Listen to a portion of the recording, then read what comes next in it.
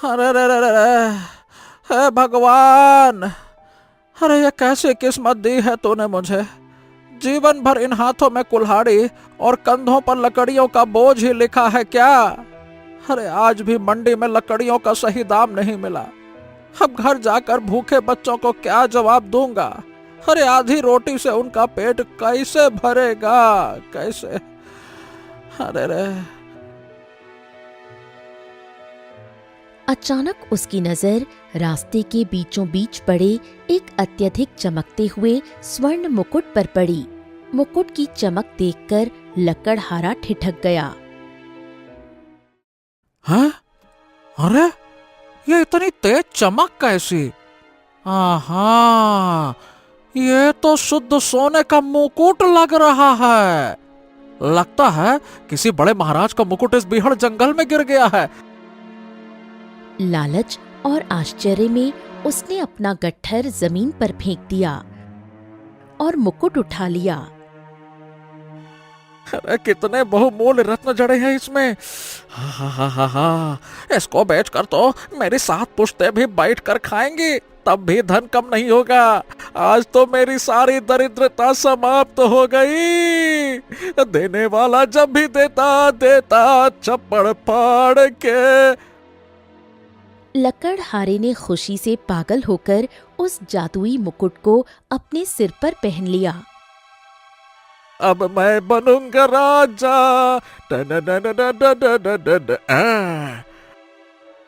मुकुट सिर पर रखते ही अचानक उसके रत्नों से एक तीव्र प्रकाश फैला।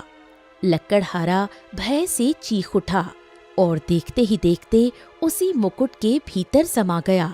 जंगल फिर से शांत हो गया, मानो कुछ हुआ ही ना हो।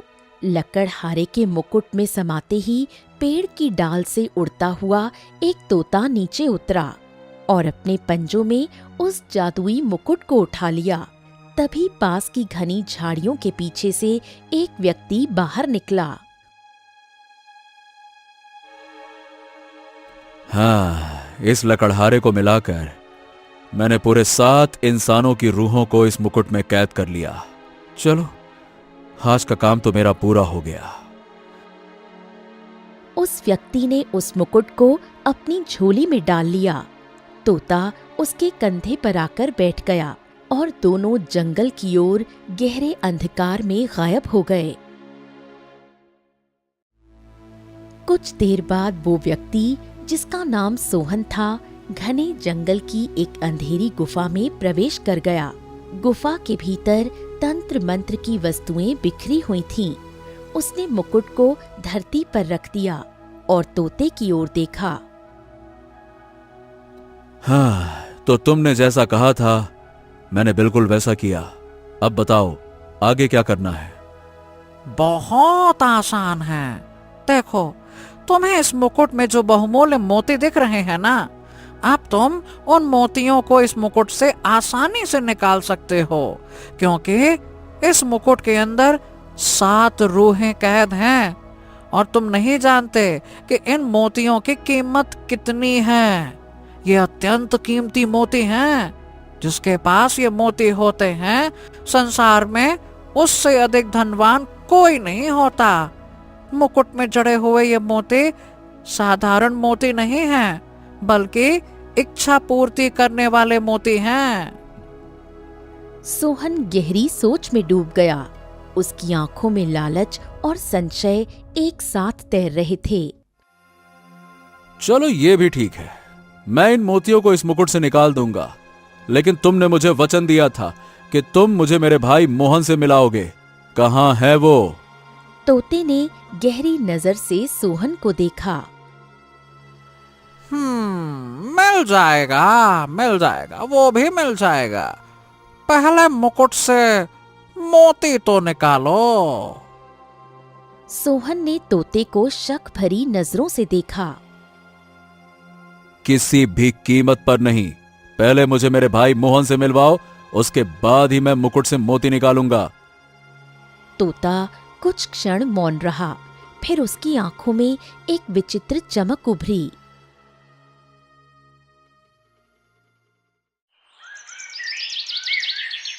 हरियापुर गांव में मोहन और सोहन नाम के दो भाई रहते थे। दोनों बेहद गरीब थे। मोहन सोहन का छोटा भाई था। एक शाम सोहन घर लौटा तो उसने देखा कि उसकी पत्नी रुक्मिणी फूट फूट कर रो रही थी। अरे अरे अरे ए रुक्मणी, क्या हो गया? तुम रो काहे रही हो? क्या हो गया? क्या हो गया? बोलो। रो नहीं तो और क्या करूं? रसोई में अनाज खत्म हो गया है। घर पर बनाने के लिए कुछ भी नहीं है। आखिर कब तक हम इस गरीबी में अपना जीवन व्यतीत करते रहेंगे?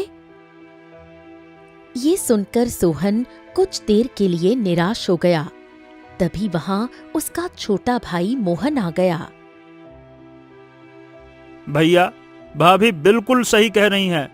भैया, अब हमें कुछ ऐसा करना होगा कि हम भी जमींदारों की तरह गांव के सबसे धनवान बन जाएं। ये सुनकर सोहन क्रोधित हो गया। ए मोहन, हमने तुमसे कितनी बार कहा है कि माँ और पिताजी ने हमसे वचन लिया था कि हम जीवन में कभी कोई गलत काम नहीं करेंगे, भले ही हमें अपना सारा जीवन इसी तरह से क्यों न व्यतीत करना पड़े। बात करते हो जमींदार जमींदार। देखो ऐसा है, हम दोनों बहुत ही मेहनती भाई हैं। मुसीबत और परेशानी कौन से घर में नहीं आती है? हर घर में लगी रहती है। उतार चढ़ाव सबके घर परिवार सबके जीवन में आता है। लेकिन एक बात याद रखो, हमें मेहनत का साथ नहीं छोड़ना चाहिए, समझे? अरे बस करो भैया, अपने ये प्रवचन बस करो। बहुत हो गए, तुम्हारे प्रवचनों से पेट ना भरता। अब ऐसा है कि मैं माँ और पिताजी को दिया हुआ वचन और ज्यादा नहीं निभा सकता। मुझे आपकी ये मीठी मीठी वाणी सुनने में ना कोई दिलचस्पी नहीं है। इतना कहकर मोहन वहां से चला गया।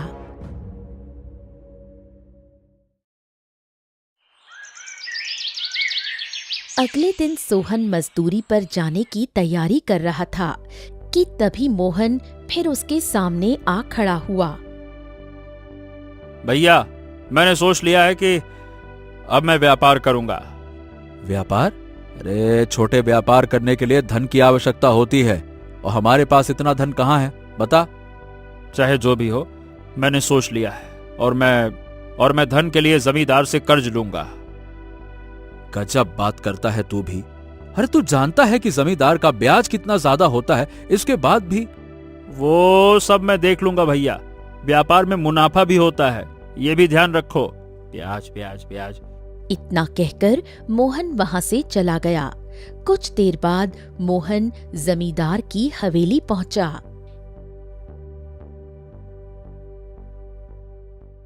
जमींदार जी, राम राम। जमींदार जी, बात यह है कि मैं व्यापार करना चाहता हूँ। उसके लिए मुझे कर्ज की आवश्यकता है। कर्ज तो भैया सीधा हिसाब है। लोगे अगर जमींदार से कर्ज तो ब्याज लगेगा पूरा 20%। मंजूर हो तो हाँ बोलो, नहीं तो नमस्ते। नहीं नहीं नहीं, मंजूर है मंजूर है मंजूर है।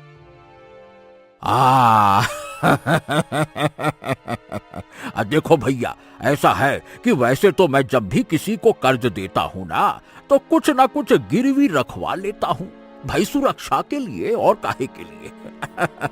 लेकिन देखो भैया, मैं तुम्हें और तुम्हारे बड़े भाई सोहन को बहुत अच्छी तरह से जानता हूं। पूरे गांव में तुम दोनों की मेहनत की मिसाल दी जाती है। मुझे पूरा विश्वास है कि तुम ईमानदारी से मेरा कर्ज ब्याज सहित मुझे लौटा दोगे, है ना? है ना? लौटा दोगे, मुझे पता है, पता है। इतना कहकर जमींदार ने मोहन को कुछ मुद्राएं पकड़ा दी।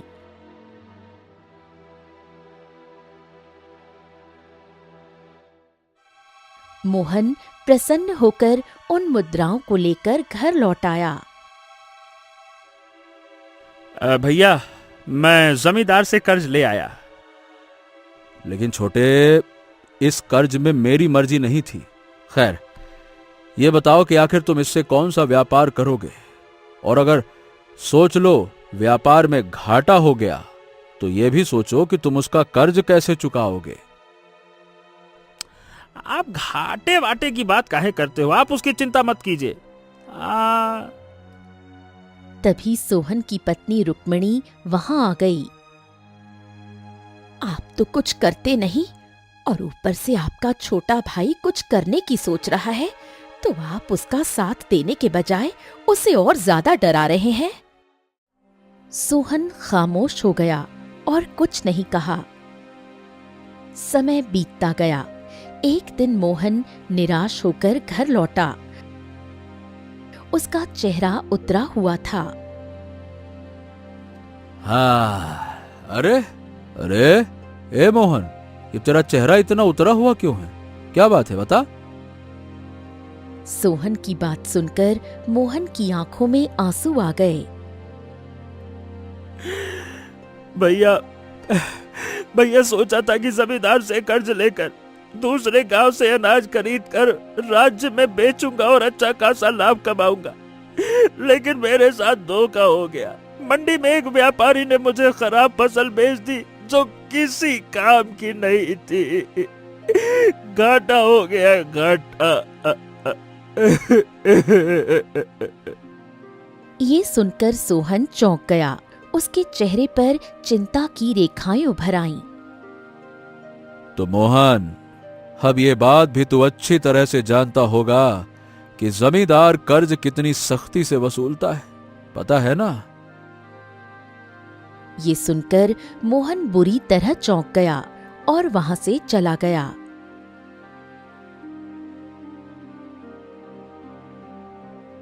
समय बीतता गया। एक दिन जमींदार गुस्से से सोहन के घर का दरवाजा खटखटाने लगा। सोहन ने दरवाजा खोला और जमींदार को देखकर चौंक गया।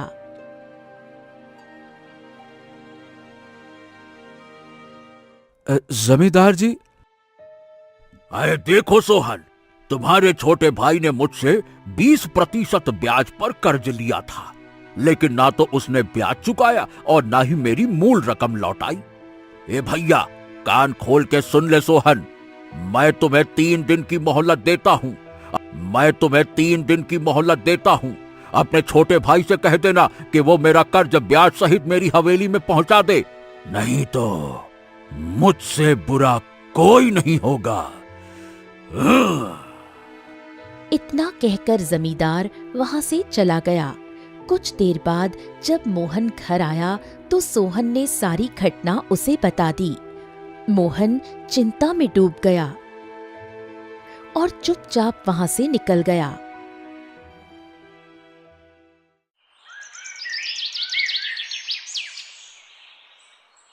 उस दिन के बाद मोहन का सारा समय जंगल में बीतने लगा। वो जमींदार के कर्ज से छुटकारा पाने की योजनाएं सोचता रहा। एक दिन वो गहरी सोच में डूबा एक वृक्ष के नीचे बैठा था कि अचानक उसकी नजर पास ही एक गुफा पर पड़ी। मोहन ने तुरंत अपने कदम गुफा की ओर बढ़ा दिए। कुछ देर बाद मोहन गुफा के भीतर पहुंचा। अंदर एक तांत्रिक आंखें बंद किए बैठा था। उसके सामने एक प्राचीन पुस्तक रखी थी। अचानक तांत्रिक ने अपनी आंखें खोलीं और मोहन की ओर देखा। कौन हो तुम? मेरा नाम तो मोहन है, लेकिन तुम कौन हो? और ये किताब कैसी है? और इसके अंदर से ये प्रकाश कैसे फूट रहा है? क्या चक्कर है ये? ये साधारण किताब नहीं है बच्चे, ये कई विधाओं की पुस्तक है। इसके भीतर बहुत से खतरनाक और दिव्य चमत्कारी मंत्र लिखे हुए हैं। यदि इन मंत्रों की सिद्धि कोई मनुष्य कर ले तो वो अत्यंत धनवान बन सकता है। ये सुनकर मोहन की आंखों में लालच की परछाइयां चमकने लगीं। तांत्रिक ने उस लालच को पढ़ लिया। लगता है तुझे धन की बहुत ज्यादा लालसा है, क्यों? अब मैं क्या बताऊं? मैं तो बचपन से ही बहुत ज्यादा धनवान और शक्तिशाली बनना चाहता हूं। हाँ। तो फिर ये किताब आज से तेरी हुई। रख ले। और हाँ, ये देख, इसमें जो मंत्र लिखा है उसका जाप करना प्रारंभ कर। अगर तेरी सिद्धि सफल हो गई तो तेरे सामने एक बड़ा ही जादुई और विचित्र मुकुट प्रकट होगा। उस मुकुट में अत्यंत कीमती जादुई मोती जड़े होंगे। वो मोती जिसके पास होंगे वो संसार का सबसे ताकतवर और धनी व्यक्ति होगा। लेकिन एक बात याद रखना, मुकुट प्राप्त करने के बाद तू सीधे तौर पर उसके मोतियों को नहीं निकाल सकता। पहले मेरी पूरी बात समझ। तुझे बड़ी ही चतुराई से किसी भोले मनुष्य को अपनी बातों में फंसाना होगा। इस मुकुट की विचित्रता यह है, जब भी कोई मनुष्य लालच की नीयत से उसके मोतियों को स्पर्श करेगा वो उसी मुकुट के भीतर समा जाएगा। और जब यह मुकुट 7 मनुष्यों को अपने भीतर कैद कर लेगा तभी उसके जड़े हुए मोती निकाले जा सकते हैं।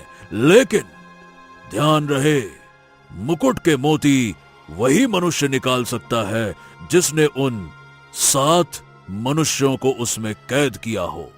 और यह भी याद रखना, जैसे ही वो मुकुट से मोती निकालेगा वो स्वयं भी हमेशा हमेशा के लिए उसी मुकुट में कैद हो जाएगा। ये सुनकर मोहन गहरी सोच में डूब गया। आ गया मुझे समझ में कि मुझे करना क्या है। सोहन, मेरा भाई सोहन बहुत ही भोला भाला इंसान है। मुझे कैसे भी करके उसे अपनी बातों में फंसाना होगा, लेकिन कैसे, बस मुझे ये समझ में नहीं आता। सोहन जितना भोला है उतना ही ईमानदार भी है। तांत्रिक जोर से हंस पड़ा।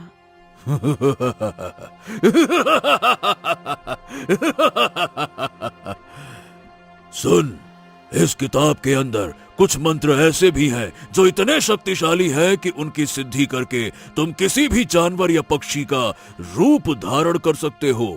लेकिन ध्यान रहे, अगर तुम अपने भाई का इस्तेमाल करोगे तो जब तुम्हारा भाई अपने मकसद में कामयाब हो जाएगा और अगर वो मुकुट से मोती निकालेगा तो वो मोती तुम्हें तो मिल जाएंगे और तुम शक्तिशाली भी हो जाओगे, लेकिन तुम्हारा भाई हमेशा के लिए मुकुट में कैद हो जाएगा। समझे? यही है चक्कर। अब फैसला तुम्हारे हाथों में है कि तुम्हें इस किताब का इस्तेमाल कैसे करना है। ये किताब मैं तुम्हें देकर जा रहा हूं। ओम बगड़बम बगड़बम बगड़बम। इतना कहकर तांत्रिक वहां से चला गया। मोहन ने किताब खोली और मंत्र पढ़ने लगा। कुछ देर बाद उसकी आंखों में एक विचित्र चमक उभर आई। समझ गया, मैं तोते का रूप धारण करके अपने भाई को आसानी से मूर्ख बना सकता हूँ। मोहन ने पुस्तक खोली और मंत्रों का जाप करने लगा। समय बीतता गया। इधर दूसरी ओर जब मोहन कई दिनों तक घर वापस नहीं आया तो सोहन चिंता में पड़ गया। हा, न जाने कितने दिन हो गए लेकिन मोहन घर नहीं आया। अब तो मुझे चिंता होने लगी है। रुक्मणी पता नहीं कहाँ रह गया ये पगला। कहीं ऐसा तो नहीं कि जमींदार ने उसे कोई नुकसान पहुंचा दिया हो। ये सुनकर सोहन की आंखों में आंसू आ गए। क्या कहूं, काश मेरे पास धन होता तो मैं जमींदार का कर्ज चुका देता। न जाने जमींदार ने मेरे भाई के साथ क्या बुरा किया होगा। वो बेचारा मासूम है, अभी उसे दुनियादारी नहीं पता। अब यहाँ बातें करने से क्या होगा? जमींदार से पूछ कर आओ कि मोहन कहाँ है। क्या पता उसने कहीं मोहन को अपनी हवेली में बंदी बनाकर रखा हो। ये सुनकर सोहन तुरंत जमींदार की हवेली की ओर चल पड़ा।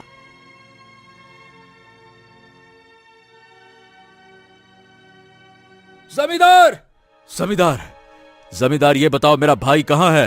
अरे ये सवाल तो मुझे तुमसे करना चाहिए कि तुम्हारा भाई है कहाँ। मैं तो तुम्हारे घर ही आने वाला था। कहाँ है तुम्हारा छोटा भाई है? कुछ दिन पहले तुम मुझे धमकी देकर गए थे, उस दिन के बाद से मेरा भाई वापस नहीं आया।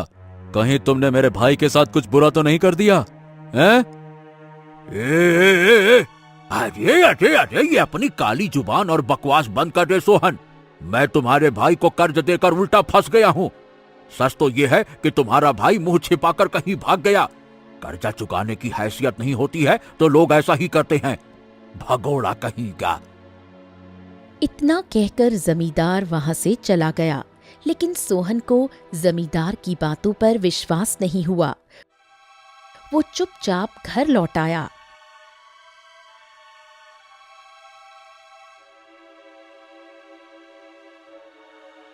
इधर दूसरी ओर मोहन कई दिनों से मंत्रों की सिद्धि कर रहा था। अचानक उसने अपनी आंखें खोलीं। उसके सामने रंग बिरंगे प्रकाश के साथ एक बड़ा ही विचित्र मुकुट प्रकट हुआ। वाह आखिरकार मैंने सिद्धि प्राप्त कर ली। मुकुट आखिरकार मैंने प्राप्त कर लिया। अब मुझे एक पक्षी का रूप धारण करना है और थोड़ा सा अपने बड़े भाई को उकसाना है। इतना कहकर मोहन ने मंत्र पढ़ा। अगले ही पल रंग बिरंगे प्रकाश के बीच वो एक तोते में परिवर्तित हो गया। उसने मुकुट को उठाया और वहां से उड़ गया। आधी रात के समय सोहन गहरी चिंता में था। चांदनी फीकी थी और वातावरण में सन्नाटा पसरा था। तभी मोहन, जो तोते के रूप में था, मुकुट लेकर उड़ता हुआ सोहन के सामने आ गया। सोहन नहीं जानता था कि तोते के रूप में उसका अपना भाई ही था। मुकुट की चमक देखकर सोहन चौंक गया। डरने की जरूरत नहीं है। ये कोई साधारण मुकुट नहीं, बल्कि एक जादुई मुकुट है। तोते को मनुष्य की भाषा में बोलते देखकर सोहन भयभीत हो गया। हे भगवान, ये क्या चक्कर है? हे भगवान, ये क्या? ये तो कोई मायावी तोता लगता है। ये मनुष्य की आवाज में कैसे बात कर रहा है? डरो मत, मैं तुम्हें कोई नुकसान नहीं पहुंचाऊंगा। मैं ये मुकुट तुम्हारे पास इसलिए लाया हूँ ताकि तुम इसके जरिए बहुत ज्यादा धनवान बन सको। हाँ। ये सुनकर सोहन चौंक गया। क्या? नहीं, मुझे धनवान बनने की इच्छा कभी नहीं रही। लेकिन तुम अपने भाई से तो प्रेम करते हो ना। देखो, मैं जानता हूँ कि काफी समय से तुम्हारा भाई घर पर नहीं आया, वो लापता है। लेकिन तुम्हें मेरे भाई के बारे में कैसे पता? तुम बस मेरी बात ध्यान से सुनो। जमींदार एक बहुत ही धोखेबाज व्यक्ति है। वो तंत्र मंत्र और तांत्रिकों का सहारा लेता रहता है। अपने दुश्मनों से बदला लेने के लिए उसने तुम्हारे भाई मोहन को गायब करवा दिया है। अगर तुम अपने भाई मोहन को वापस पाना चाहते हो और धनवान बनना चाहते हो तो तुम्हें एक काम करना होगा। कौन सा काम? तुम्हें इस मुकुट के अंदर 7 मनुष्यों को कैद करना होगा। ये सुनकर सोहन चौंक गया। क्या बात कर रहे हो? लेकिन इस मुकुट के अंदर 7 लोग कैसे कैद किए जा सकते हैं? ये क्या बात हुई? बड़ा ही आसान है। तुम इस मुकुट को बड़ी ही चतुराई से किसी भी गरीब मनुष्य के सामने रख दो, या कुछ ऐसा करो कि उसकी नजर इस मुकुट पे पड़ जाए।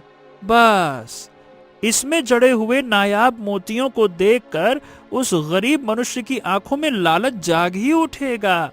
जैसे ही वो इस मुकुट को अपने सर पर पहनेगा या इसके मोतियों को निकालने का प्रयास करेगा, वो तुरंत इस मुकुट के अंदर समा जाएगा और जब 7 मनुष्य इस मुकुट के अंदर समा जाएंगे तब तुम इसके हीरे और मोती आसानी से निकाल सकोगे। उससे पहले तुम इन्हें नहीं निकाल सकते। सोहन गहरी सोच में डूब गया। देखो, हाँ, मुझे धन का कोई लालच नहीं है, लेकिन हाँ, मैं ये काम जरूर करूंगा, लेकिन इन मोतियों के लिए नहीं, बल्कि अपने भाई मोहन के लिए। जब से वो गया है ना, उसकी भाभी का रो रो कर बुरा हाल है। तो फिर ठीक है, तुम इन मोतियों को निकाल कर मुझे दे देना अगर तुम्हें मोती नहीं चाहिए तो। सोहन तैयार हो गया।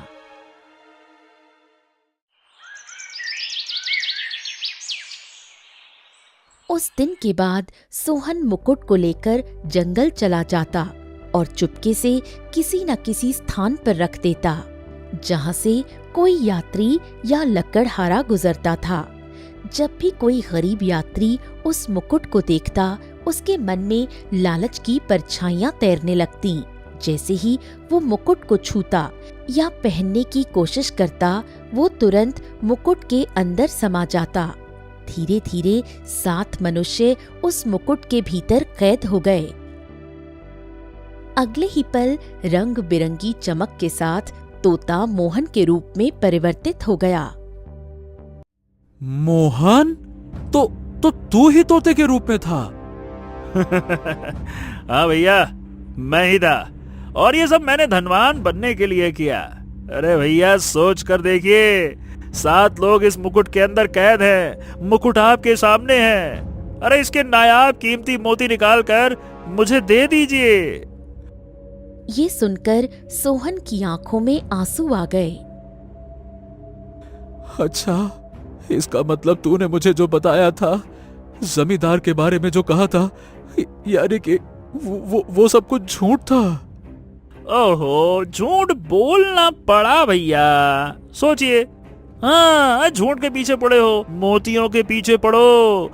हम शक्तिशाली भी हो जाएंगे, अमीर भी हो जाएंगे। हाँ, अरे क्या आप ये सब कुछ नहीं चाहते क्या? सोहन की आंखों से आंसू बहने लगे। मुझे तुझसे ये उम्मीद ना थी रे मोहन। तूने धन के लालच में 7 निर्दोष मनुष्यों को मेरे जरिए इस मुकुट में फंसा दिया। उनका भी तो परिवार होगा रे।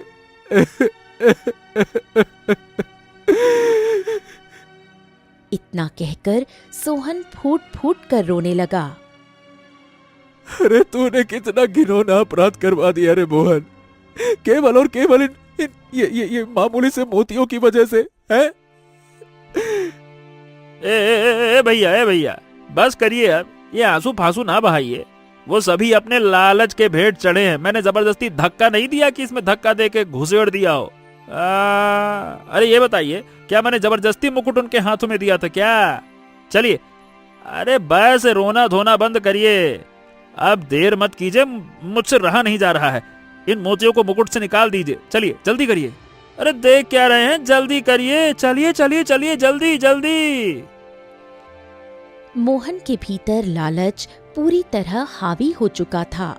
वो ये भूल गया था कि जो भी इन मोतियों को निकालेगा, वो स्वयं भी मुकुट में कैद हो जाएगा। असंभव, असंभव। मैं किसी भी कीमत पर अभी मोतियों को नहीं निकालूंगा, चाहे कुछ भी हो जाए। क्रोध और लालच से अंधे हो चुके मोहन ने अचानक मुकुट को पकड़ लिया। जैसे ही उसने एक मोती को स्पर्श किया, अगले ही पल रंग बिरंगी चमक के साथ वो स्वयं मुकुट के भीतर समा गया। उसी क्षण मुकुट के अंदर से वो 7 मनुष्य बाहर निकल आए, जो सोहन की वजह से कैद हुए थे। वो सभी भयभीत अवस्था में अपने अपने घरों की ओर भाग गए।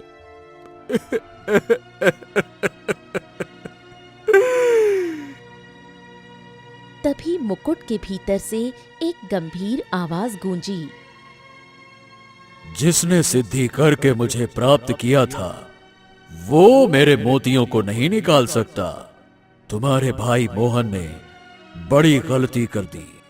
उसके लालच ने उसे सदा के लिए इस मुकुट में कैद कर दिया और जो 7 लोग इसमें कैद थे वो आज मुक्त हो गए। इतना कहते ही मुकुट रंग बिरंगी रोशनी में विलीन होकर गायब हो गया।